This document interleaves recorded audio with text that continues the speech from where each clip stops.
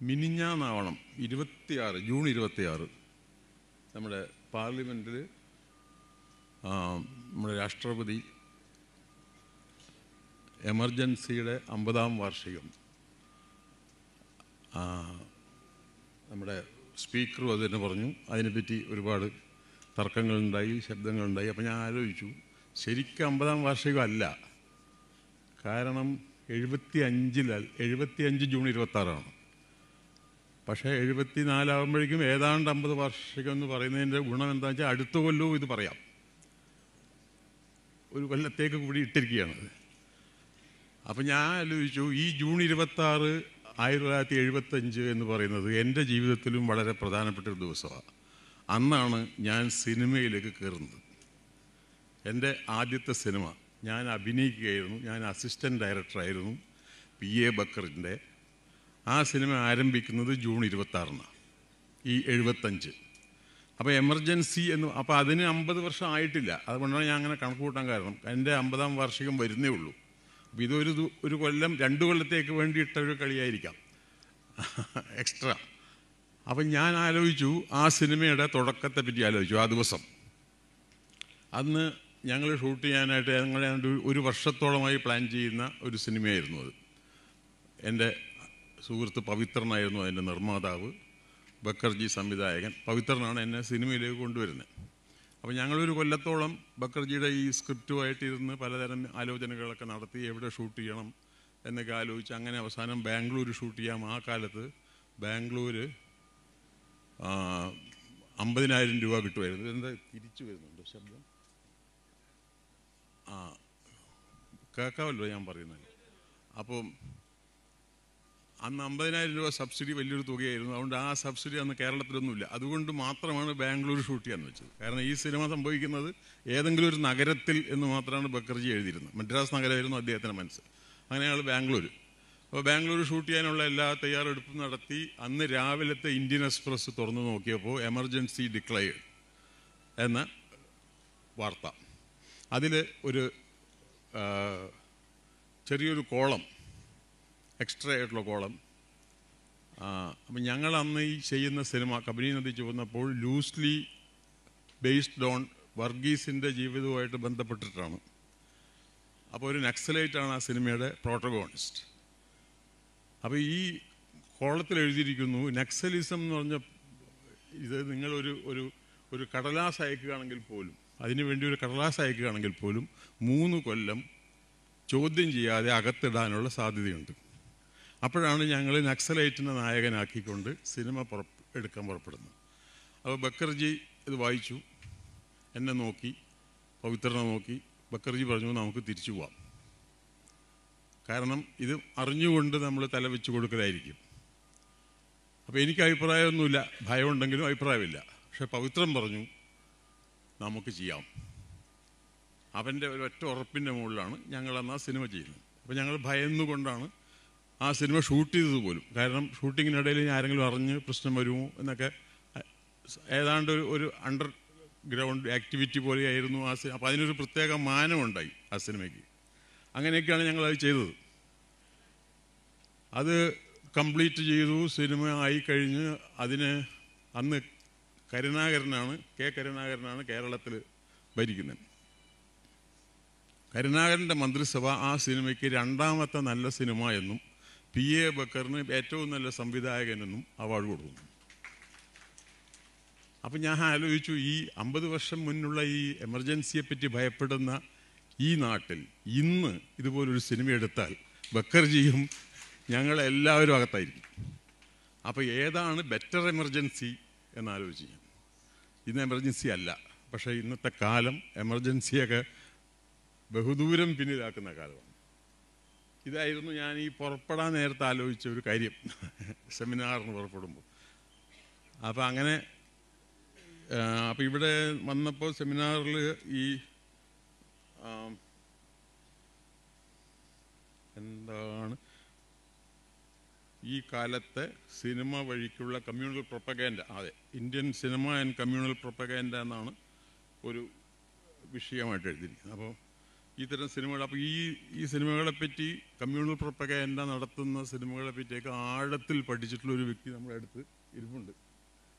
അതൊക്കെ ഡീറ്റെയിൽ ആയിട്ട് G P പറഞ്ഞോളൂ. ഞാൻ അതിന് വേണം മെനക്കെടേണ്ട കാര്യമില്ല. അപ്പോൾ പക്ഷെ ഞാൻ ആലോചിച്ചത്, ഈ പ്രൊപ്പഗാൻഡ എന്തിൻ്റെ പേരിലായിരിക്കും? ഈ തരം പ്രൊപ്പഗാൻഡ നടത്തുന്ന ഒരു ഭരണകൂടം, ഒരു ഭരണയന്ത്രം, ഇതിലൂടെ എന്തായിരിക്കും നേടുക? ഇപ്പോൾ ഈ തരം സിനിമകൾ, ഇപ്പം കാശ്മീരി ഫയൽസ്, പെട്ടെന്ന് പറയാവുന്ന സിനിമകളെ, കേരള സ്റ്റോറി, ഈ തരം സിനിമകൾ നമ്മൾ കണ്ടു കഴിഞ്ഞാൽ നമ്മുടെ മനസ്സിൽ വെറുപ്പും വിദ്വേഷവും സൃഷ്ടിക്കപ്പെടും. അങ്ങനെ എന്താണ് ഇവർ ഉദ്ദേശിക്കുന്നത് ആ രീതിയിലേക്ക് നമ്മളെ മെരുക്കിയെടുക്കാൻ സാധിക്കുമെന്നൊക്കെ ആയിരിക്കുമല്ലോ ഈ കമ്മ്യൂണൽ പ്രൊപ്പഗാൻഡയുടെ ആവശ്യം. പക്ഷേ ഈ കഴിഞ്ഞ ഇലക്ഷൻ സമയത്ത് നമ്മുടെ പ്രധാനമന്ത്രിയുടെ ഒറ്റ പ്രസംഗം കേട്ടാൽ പോരെ എന്തിനീ സിനിമകളൊക്കെ കാണുന്നു? 5 മിനിറ്റ് കേട്ടാൽ മതി. ഇതിനേക്കാളൊക്കെ എന്ത് സ്ട്രെയിറ്റ് ആയിട്ടാണ് അദ്ദേഹം പറയുന്നത്. കള്ളത്തരമില്ല അദ്ദേഹത്തിൻ്റെ വാക്കുകൾ, നേരിട്ടാണ്. ഒരു സിനിമ വളഞ്ഞ വഴിക്ക് നിങ്ങൾ ഒരുപാട് കാശ് മുടക്കി, കോടിക്കണക്കിന് രൂപ മുടക്കി, അതിനകത്ത് ക്യാമറാമാൻ, ഇതൊന്നും വേണ്ട, ഇദ്ദേഹത്തിന് 5 മിനിറ്റ് കേട്ടാൽ മതി. അപ്പോൾ ഈ കമ്മ്യൂണൽ പ്രൊപ്പഗാൻഡയ്ക്ക് സിനിമയുടെ ആവശ്യമില്ല. പക്ഷേ ഇദ്ദേഹത്തിനെ കേൾക്കുകയും അതിനുശേഷം വളരെ രസകരമായ ഒരു അബ്സേർഡ് ഡ്രാമ ആ കാലത്ത് സംഭവിക്കുകയുണ്ടായി. അതായത് അദ്ദേഹം ഇൻ്റർവ്യൂസ് കൊടുക്കും. ഇൻ്റർവ്യൂസിന് കുറേ നമ്മുടെ മാധ്യമ രംഗത്തെ പ്രസിദ്ധരായിട്ടുള്ള ഒരുപാട് ആൾക്കാർ, നമ്മുടെ ഏഷ്യാനെറ്റ് അടക്കമുള്ള മാധ്യമ രംഗത്ത്, അതായത് ഏഷ്യാനെറ്റ് എന്നൊക്കെ പറഞ്ഞാൽ പിണറായി വിജയനൊക്കെ നേരെ തീ തുപ്പുന്ന ഏഷ്യാനെറ്റുകാരൊക്കെ, അവരൊക്കെ കുന്തം വിഴുങ്ങിയതുപോലെ ഇങ്ങനെ ഇരിക്കും ഇയാളുടെ മുമ്പിൽ. ഇയാൾ വായ തോന്നിയൊക്കെ വിളിച്ചു പറയും. ഇയാൾ പറയും ഗാന്ധി മിനിഞ്ഞാന്നാണ് ആൾക്കാർ അറിഞ്ഞു തുടങ്ങിയത്. അപ്പോൾ അവരൊക്കെ അപ്പോൾ ഈ പരിപാടി ചെയ്യുമ്പോൾ നമ്മൾ അതിൽ നിന്ന്, നമ്മുടെ മുമ്പിൽ നിന്ന് നഷ്ടമായി പോകുന്ന ഒന്ന് എന്താണെന്നറിയോ? ഷെയിം എന്ന് പറഞ്ഞൊരു വാക്കാണ്. ഷെയിം ഇല്ലാതെയാവുന്നു. നമ്മൾ ഇടയ്ക്ക് പറയുമല്ലോ, രാഷ്ട്രീയം പറയുമ്പോൾ കോൺഗ്രസ് മുക്ത ഭാരതം, ഷെയിം മുക്ത ഭാരതമാണ് ഉണ്ടാക്കിയത്, കോൺഗ്രസ് മുക്ത ഭാരതമൊന്നുമല്ല. ഷെയിം ഇല്ല. ഞാൻ ഗുജറാത്ത് റൈറ്റ്സ് നടന്ന 2002, 2004 20 വർഷം മുമ്പ് ഞാൻ ഒരു സിനിമ ചെയ്തു, കഥാവിശേഷം. ഗുജറാത്ത് റൈറ്റ്സ് ആയിരുന്നു അതിൻ്റെ ബേസ്. ആ സിനിമയിൽ എൻ്റെ പ്രധാന കഥാപാത്രം ഗോപിനാഥ മേനോൻ ആത്മഹത്യ ചെയ്യുന്നത് എന്തുകൊണ്ടാണെന്നുള്ളൊരു അന്വേഷണമായിരുന്നു ആ സിനിമ. അതിൻ്റെ അവസാനത്തിൽ നമ്മൾ കണ്ടെത്തുന്നു അദ്ദേഹം മരിക്കുന്നത് the shame of being alive after Gujarat in India എന്നായിരുന്നു ആ സിനിമ. ആ ഷെയിമിന് വേണ്ടിയാണ്, ഷെയിം കാരണമാണ് അദ്ദേഹം മരിച്ചത്. അന്ന് സെൻസർ ബോർഡുകാർ ഈ ആഫ്റ്റർ ഗുജറാത്തും as an Indian after Gujarat എന്നുള്ളത് രണ്ടും കട്ട് ചെയ്ത് കളഞ്ഞു. ഷെയിം. അപ്പോൾ അവർ പറഞ്ഞ ന്യായം ഇപ്പോൾ ആലോചിക്കുമ്പോൾ അന്നത് ഗുജറാത്തിന് മാത്രമായിരുന്നു, പിന്നീട് അത് മൊത്തം ഇന്ത്യക്ക് ആയിക്കോളും എന്ന് വിചാരിച്ചിട്ട് അയക്കണം. സെൻസർ ബോർഡ് അന്ന് തന്നെ അത് തട്ടിക്കളഞ്ഞു. അപ്പോൾ അതിനും ഞാൻ ഈ സിനിമ ചെയ്ത് 20 വർഷം മുൻപ്, അതിന് എത്രയോ വർഷം മുൻപ് നമ്മുടെ മഹാനായ എഴുത്തുകാരൻ ഫ്രാൻസ് കാഫ്ക അദ്ദേഹത്തിൻ്റെ ട്രയൽ എന്ന് പറഞ്ഞ നോവൽ എൻഡ് ചെയ്യുന്നത് എങ്ങനെയാണെന്ന് നിങ്ങൾക്ക് ഓർമ്മയുണ്ടാവും.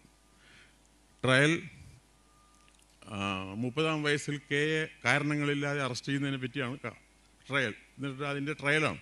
ആ ട്രയലിൻ്റെ എൻഡിൽ 1 വർഷം കഴിയുമ്പോൾ 31-ാമത്തെ വയസ്സിൽ 2 ഹെഫ്റ്റി ആയിട്ടുള്ള ഹഞ്ച്മെൻ വന്ന് കെ എന്ന് പറഞ്ഞ ഈ വ്യക്തിയെ കൊണ്ടുപോയി ആളില്ലാത്തൊരു സ്ഥലത്ത് കൊണ്ടുപോയി അദ്ദേഹത്തിനെ ഒരു കത്തി കൊണ്ട് കുത്തി കൊല്ലുകയാണ്. ഈ കത്തി കയറുമ്പോൾ കെ ആലോചിച്ചത് like a dog, he thought the shame of it will outlive him. മരണത്തെ വരും ഷെയിമാണ്. നമ്മുടെ മഹാനായ കുമാരനാശാൻ പറഞ്ഞിട്ടുണ്ട്, അദ്ദേഹം പാരതന്ത്ര്യത്തെ പറ്റിയാണ് പറഞ്ഞെങ്കിൽ പോലും ആ വാക്കുകൾ ഇങ്ങനെയാണ്: മൃതിയേക്കാൾ ഭയാനകം, മരണത്തെക്കാളും വലുതാണ് ഷെയിം. ഈ ഷെയിം ഇല്ലാതെയാണ്, നാണം കെട്ടൊരു ജനതയായിട്ടാണ് നമ്മൾ പരിണമിച്ചു കൊണ്ടിരിക്കുന്നത്. നമ്മുടെ സുബ്രഹ്മണ്യദാസ് എന്ന് പറഞ്ഞ ഒരു പഴയ സുഹൃത്ത്, അദ്ദേഹം മരിക്കുമ്പോൾ അദ്ദേഹം ആത്മഹത്യ ചെയ്തു. ആത്മഹത്യ ചെയ്തപ്പോൾ എഴുതി, കേരളം ഒരു തോറ്റ ജനതയാണ്. കേരളം മാത്രമല്ല, ഇന്ത്യ മുഴുവൻ ഉദ്ദേശിച്ചിട്ടാണ് അദ്ദേഹം എഴുതി കാണുക. പക്ഷേ ഇന്ന് നമ്മൾ പറയുന്നത് നമ്മൾ തോറ്റ ജനതയല്ല, നമ്മളൊരു നാണം കെട്ട ജനതയാണ്. TR എന്ന് പറഞ്ഞ എൻ്റെ സുഹൃത്ത് സാഹിത്യകാരൻ എഴുതി, നാം നാളെയുടെ നാണക്കേട്, വളരെ വർഷം മുമ്പ്. നമ്മൾ ഇന്നത് അനുഭവിക്കുക. അപ്പം നാണക്കേടാണ് നമ്മൾ. ഇപ്പോൾ എനിക്കറിയാം, എൻ്റെ ഒരു പേഴ്സണൽ അനുഭവം വെച്ച് പറയുമ്പോൾ തിരുവനന്തപുരം ഫെസ്റ്റിവലിൽ അതിഥിയായി വന്ന ബേണർ ഹെർസോഗ് എന്ന് പറഞ്ഞ ജർമ്മൻ ഫിലിം മേക്കർ, വളരെ പ്രസിദ്ധനായ ഫിലിം മേക്കർ, അദ്ദേഹത്തെ ഞാൻ ഇൻ്റർവ്യൂ ചെയ്തു. അതിനുശേഷം 2-3 ദിവസം അധികമായിട്ട് ഞാൻ സംസാരിച്ചിരുന്നു. അപ്പോൾ ഞാൻ വെറുതെ ചോദിച്ചു, ഈ ഏതാണ്ട് എൻ്റെയൊക്കെ ജനറേഷനാണ് ഹെർസോഗിന്, എന്നെക്കാളും 10 വർഷം മൂത്തതായിരിക്കും അദ്ദേഹം, പക്ഷെ ഓൾമോസ്റ്റ് സിമിലർ. അപ്പോൾ ഈ ഹിറ്റ്ലറുടെ ജർമ്മനിയിൽ നിന്നാണല്ലോ അവർ വരുന്നത്. അപ്പോൾ how do you take that എന്ന് ചോദിച്ചപ്പോൾ അയാൾ പറഞ്ഞത്, ഞങ്ങൾക്ക് ഫാദർ എന്ന് പറഞ്ഞ പാർട്ടി ഇല്ല. കാരണം ഈ ഫാദേഴ്സ് ആയിരുന്നു ഹിറ്റ്ലറുടെ കൂടെ നിന്നത്. ഞങ്ങൾക്ക് ഗ്രാൻഡ് ഫാദേഴ്സേ ഉള്ളൂ. അതിന് മുൻപുള്ള, കാരണം ജർമ്മനി ഒരു വലിയ സംസ്കാരമുള്ള നഗരമായിരുന്നു, അല്ല ഒരു രാജ്യമാണ്. അപ്പോൾ ഞങ്ങളുടെ ഗ്രാൻഡ് ഫാദേഴ്സിനെ മാത്രമേ ഞങ്ങൾ അറിയൂ, ഞങ്ങളുടെ ഫാദേഴ്സിനെ ഞങ്ങൾ അറിയില്ല എന്നാണ് ഹെർസോഗ് പറഞ്ഞത്. ഇന്ന് അല്ലെങ്കിൽ നാളെ എൻ്റെ മകൻ ചിലപ്പോൾ എന്നെ അറിയില്ല എന്ന് വരും, പറഞ്ഞു എന്ന് വരും. കാരണം ഞാൻ ഈ നാണം കെട്ട രാജ്യത്ത് ഇപ്പോൾ ജീവിച്ചുകൊണ്ടിരിക്കുന്ന ഒരാളാണ്. അപ്പോൾ ഈ ഒരു കാലത്തേക്ക്, അതായത് ഹിറ്റ്ലറുടെ കാലത്ത് ജീവിച്ചതുകൊണ്ട് സ്വന്തം മക്കൾ പോലും നിഷേധിക്കുന്ന അവസ്ഥ ഈ കാലത്ത് ജീവിച്ചതിൻ്റെ പേരിൽ എനിക്ക് വരുമോ എന്ന് ഞാൻ ഭയപ്പെടുന്നു. ഇതിൽ നിന്ന് രക്ഷപ്പെടാനാണ് നമ്മൾ സെമിനാറുകൾ സംഘടിപ്പിക്കേണ്ടത്. ഇതിൽ നിന്ന് രക്ഷപ്പെടാനാണ് നമ്മൾ സിനിമ എടുക്കേണ്ടത്. സിനിമ ഇപ്പോൾ പായൽ കപാഡിയ എന്ന് പറഞ്ഞൊരു പെൺകുട്ടി ഇന്ത്യൻ സിനിമയ്ക്ക് വലിയ തോതിൽ ഒരു ഖ്യാതി കൊണ്ടുവന്നു. കാൻ ഫെസ്റ്റിവലിൽ ഗ്രാൻഡ് പ്രീ ആദ്യമായിട്ട് കിട്ടുന്ന ഇന്ത്യൻ സിനിമയാണ് പായൽ കപാഡിയയുടെ പടം. പക്ഷെ പായൽ കപാഡിയ എന്നുള്ള പേര് കേട്ടപ്പോൾ നമ്മൾ ആലോചിച്ചത് ഈ സിനിമയെ പറ്റിയല്ല. വർഷങ്ങൾക്ക് മുമ്പ് പൂന ഫിലിം ഇൻസ്റ്റിറ്റ്യൂട്ടിൽ പഠിച്ചുകൊണ്ടിരുന്നപ്പോൾ, സയ്യിദൊക്കെ പഠിച്ച ഇൻസ്റ്റിറ്റ്യൂട്ടാണ് പൂന, അവിടെ ഗജേന്ദ്ര ചൗഹാൻ എന്ന് പറഞ്ഞ ഒരു പോർണോ ആക്ടറെ, അയാൾ പോർണോ സിനിമകളിൽ അഭിനയിച്ചത് മാത്രമല്ല പോർണോ സീരിയലുകളിലും അഭിനയിച്ചിരുന്നു. ഒരു സീരിയലിൻ്റെ പേര് രാമായണം എന്നായിരുന്നു. അപ്പോൾ ആ സീരിയൽ നടനെ നമ്മൾ ഈ പൂന ഇൻസ്റ്റിറ്റ്യൂട്ടിൻ്റെ പ്രധാനിയാക്കി. പൂന ഇൻസ്റ്റിറ്റ്യൂട്ടിൻ്റെ ഡയറക്ടർ എന്ന് പറയുന്നത് ഋത്വിക് കുമാർ, സയ്യിദിനറിയാം, ഋത്വിക് കുമാർ ഘട്ടക്കടക്കമുള്ള ആളുകൾ ഇരുന്ന ആ കസേരയിൽ ഈ പോർണോ ആക്ടറെ കൊണ്ടുവന്നതിൻ്റെ പേരിൽ ഈ പായൽ കപാഡിയ എന്ന് പറഞ്ഞ പെൺകുട്ടി അന്ന് സമരം ചെയ്യുകയും അവളുടെ പേരിൽ ഇപ്പോഴും ആ കേസുണ്ട്. അങ്ങനെയാണ് ഞാൻ പായൽ കപാഡിയയുടെ പേര് ആദ്യമായി കേട്ടത്. ഇന്നിപ്പോൾ പായൽ കപാഡിയയ്ക്ക് അവാർഡ് കിട്ടിയപ്പോൾ നമ്മുടെ പ്രധാനമന്ത്രി അടക്കം അവരെ അഭിനന്ദിച്ചു. പക്ഷെ ആ കേസ് ഇനിയും പിൻവലിച്ചിട്ടില്ല, കേസ് അവിടെ കിടക്കുക. അപ്പോൾ ഇങ്ങനെ ചില ആളുകൾ ഇടയ്ക്ക് ഇതിനെതിരായി ഉണർന്നിട്ടുണ്ട്. നമ്മളെ ഈ ചുറ്റും പ്രൈം മിനിസ്റ്ററുടെ ചുറ്റും ഇരുന്നുകൊണ്ട് ചിരിക്കുക, കോൻ ഹേ രാഹുൽ എന്നൊക്കെ പറഞ്ഞപ്പോൾ അടക്ക വയ്യാതെ പൊട്ടിച്ചിരിക്കുന്ന കുറേ ആൾക്കാരെ നമ്മൾ കണ്ടു, സഹിക്കാൻ വയ്യാതെ ചിരിക്കുന്നു. അതിൽ നിന്ന് NDTVയുടെ ഹിന്ദി നേതാവ് ലീഡറായിരുന്ന, ഹിന്ദി ചീഫായിരുന്ന രവീഷ് കുമാർ എന്ന് പറഞ്ഞ വ്യക്തി 10 വർഷം മുമ്പ് തന്നെ, 10-15 വർഷം മുമ്പ് തന്നെ NDTV നിന്ന് റിസൈൻ ചെയ്ത് അദ്ദേഹം സ്വന്തമായ ഒരു യൂട്യൂബ് വഴിയാണ് നമ്മളോടൊക്കെ സംസാരിക്കുന്നത്. അദ്ദേഹത്തെക്കുറിച്ചൊരു ഡോക്യുമെൻ്ററി ഉണ്ടായി, while we are watching. Vinay Shukla ആണ് അത് ചെയ്തത്. ആ ഡോക്യുമെൻ്ററിക്ക് ഒരു ഇൻ്റർനാഷണൽ അവാർഡ് കിട്ടി. ആ അവാർഡ് വാങ്ങിച്ച അന്ന് രവീഷ് കുമാർ സംസാരിക്കുമ്പോൾ പറഞ്ഞു, most of the mainstream Indian media are a disgrace to the country. അവിടെയും ഈ ഷെയിം തന്നെയാണ് വരുന്നത്. അപ്പോൾ ഈ ഷെയിമാണ് വീണ്ടും വീണ്ടും തികട്ടി വരുന്ന ഒരു വികാരം. കാരണം ഇതിനെ എങ്ങനെ ഇല്ലാതാക്കി എന്നാണ് നമ്മൾ നേടിയ വലിയൊരു വിജയം. അപ്പോൾ അതിനെ തിരിച്ചു പിടിച്ച് വീണ്ടും നാണം വേണം. നാണം മറക്കൽ ആരംഭിച്ചിട്ടാണ് നമ്മൾ സംസ്കാരം എന്നൊക്കെ പറഞ്ഞ് തുടങ്ങിയത്. നാണമില്ലാത്തവൻ എന്ന് പറയുന്നതാണ് ഏറ്റവും ക്ഷീണമായ കാര്യം. അല്ലെങ്കിൽ ഉളുപ്പില്ലാത്തവൻ, ഉളുപ്പില്ലടോ അനക്ക് എന്ന് ചോദിക്കുന്നതാണ് ഏറ്റവും മോശമായ വാക്ക്. അപ്പോൾ അത് ഒരു വലിയ ഭൂഷണമായി കൊണ്ട് നടക്കുകയും എല്ലാവരും കൈയടിക്കുകയും ചെയ്യുന്ന ഈ കാലത്തിൽ നിന്ന് രക്ഷപ്പെടാനായിട്ട് വലിയ ശ്രമങ്ങൾ നടക്കട്ടെ എന്ന് മാത്രമേ ഞാൻ പറയുന്നുള്ളൂ. Thank you very much.